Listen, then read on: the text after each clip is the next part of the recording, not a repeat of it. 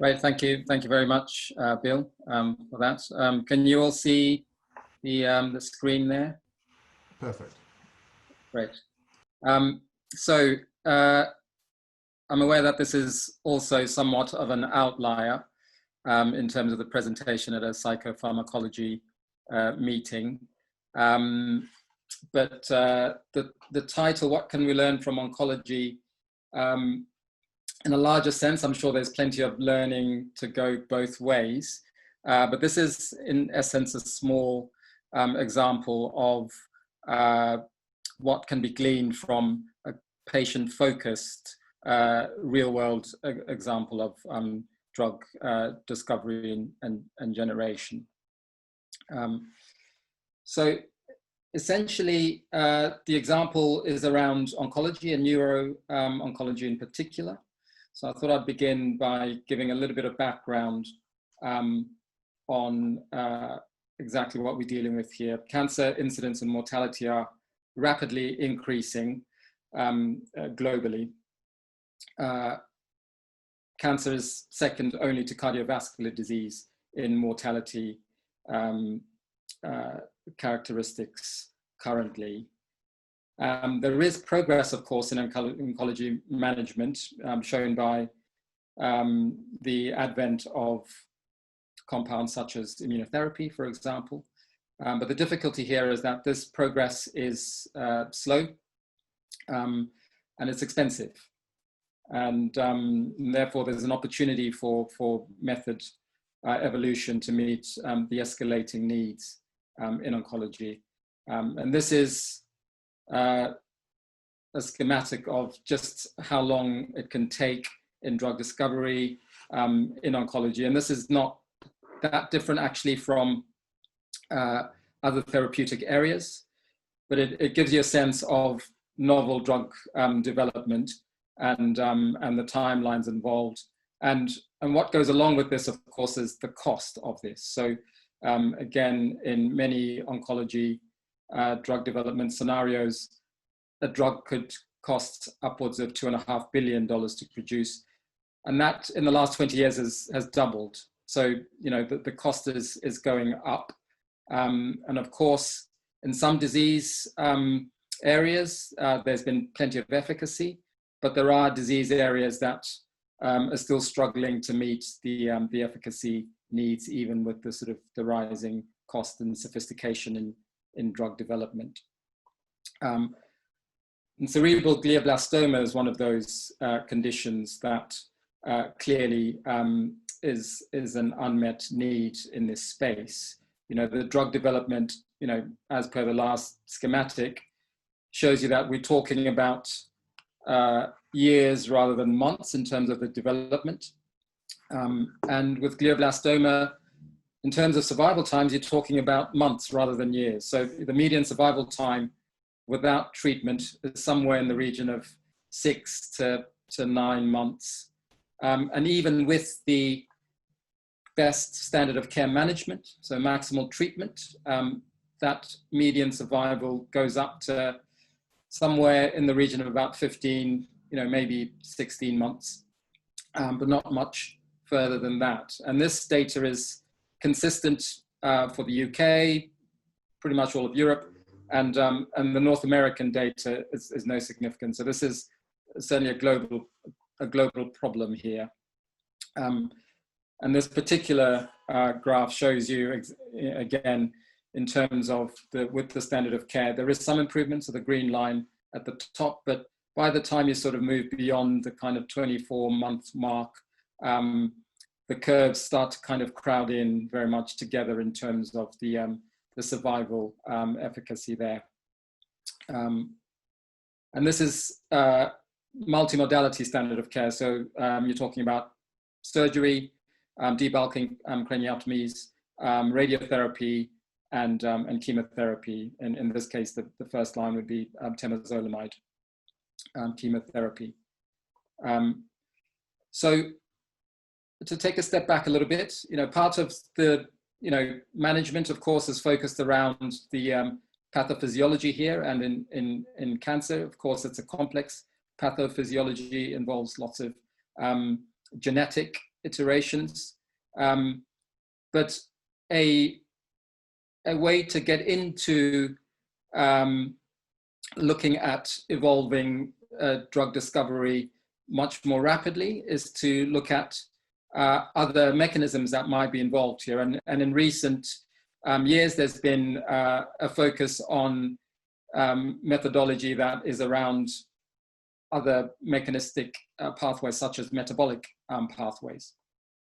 But this particular slide here shows you how complex this can be. And this is an interesting slide because actually there are plenty of psychopharmacological agents which are,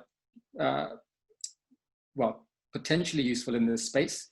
So anything from antipsychotics to SSRIs have been documented in the space as showing some, often these are in vitro or preclinical data in this space.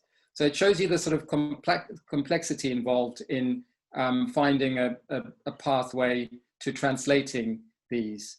And this has been a large part of the problem with repurposing in this space and off-label treatment is that mostly it's happened in a kind of ad hoc or sort of serendipitous fashion.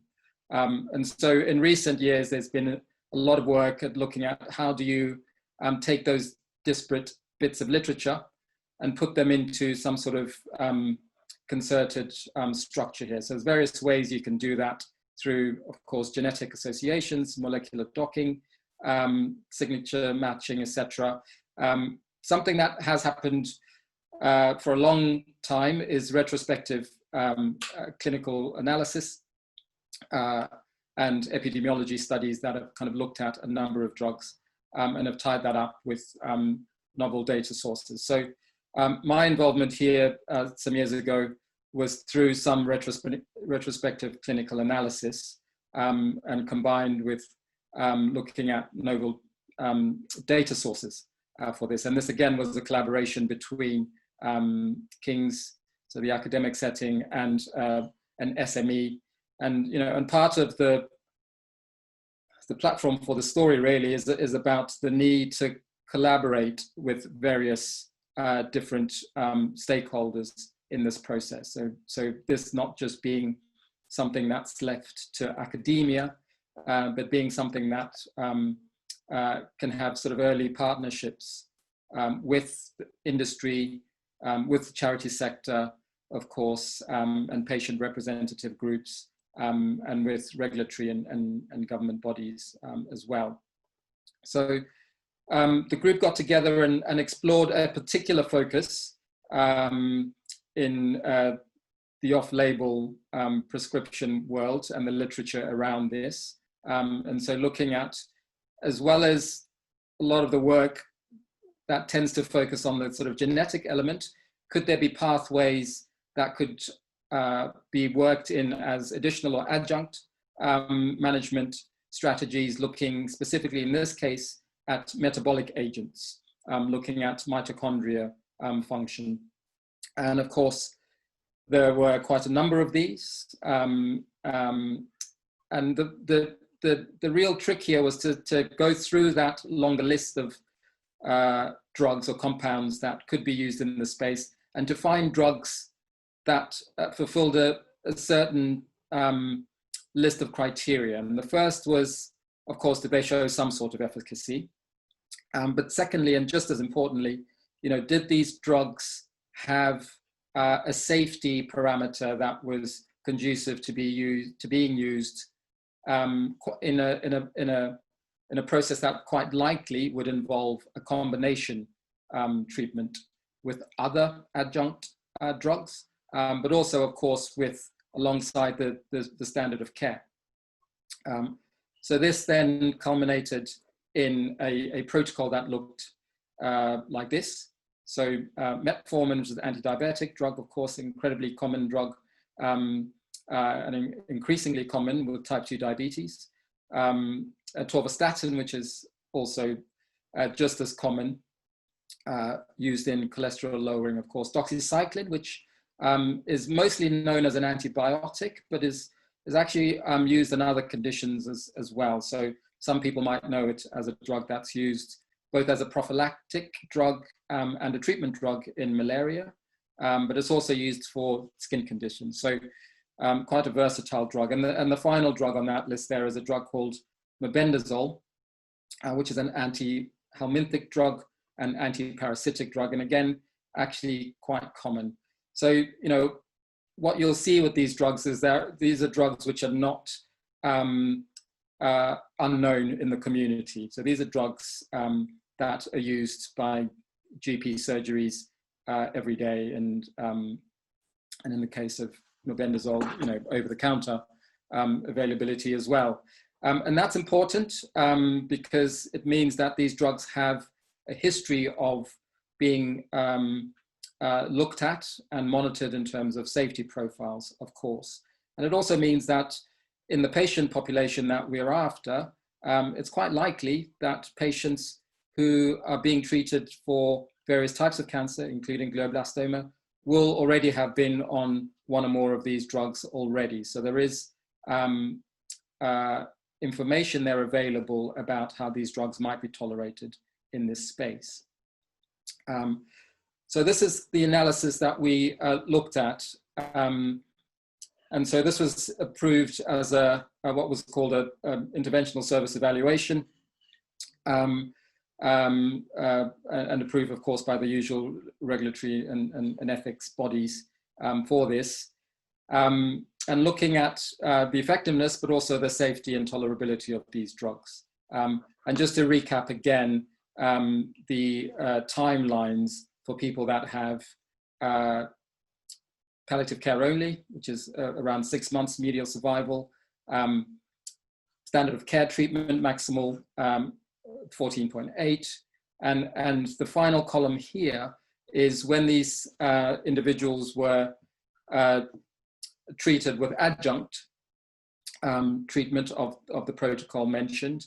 That number in the median survival went from 14.8 to 27.1, and there is a corresponding 2-year overall survival as well here that went from 28.7 survival with standard of care to over 55%. So there is a suggestion of some signal here, and this is a cohort that was 95 patients. But just as importantly, most of the patients, so 85% of the patients, were able to take all 4 drugs over the period that we focused on there. And of course, you know, the argument for this kind of data analysis is always that this is not it's not perfect data in the sense that it's not, you know, a large sort of randomized controlled trial with a placebo agent, for example.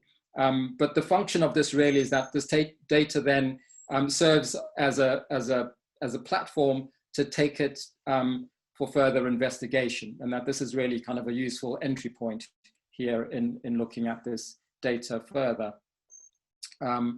So part of the strategy around this is to then say, can we take that sort of data and triangulate it with other modalities in data? And so this is a look at imaging, again, from a metabolic perspective. So looking at MRS is something that is done quite routinely, actually, in this space. But then tying that up with evolving methods, again, of metabolic imaging. So the bottom illustration is of something called CEST, chemical exchange saturation transfer imaging, which can be linked with pH and glucose methods. And this is, again, evolving to becoming a more sensitive marker of what's happening in the brain with the disease progression. But the idea is to then link this up also with examination of how these changes evolve with this kind of treatment, particularly from a metabolic point of view. So in summary, the idea is that there needs to be more structuring of this off-label drug exploration.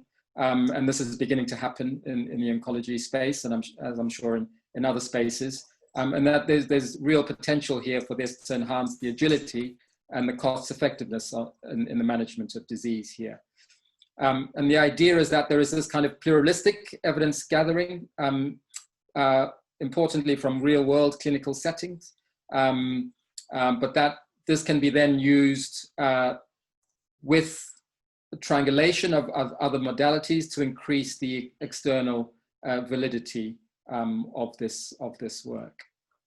And this final thank you is that, of course, there are many people involved in this particular line of inquiry, including people at King's and within the King's Health Partners Network, and the Care Oncology is part of a sort of SME which is exploring this.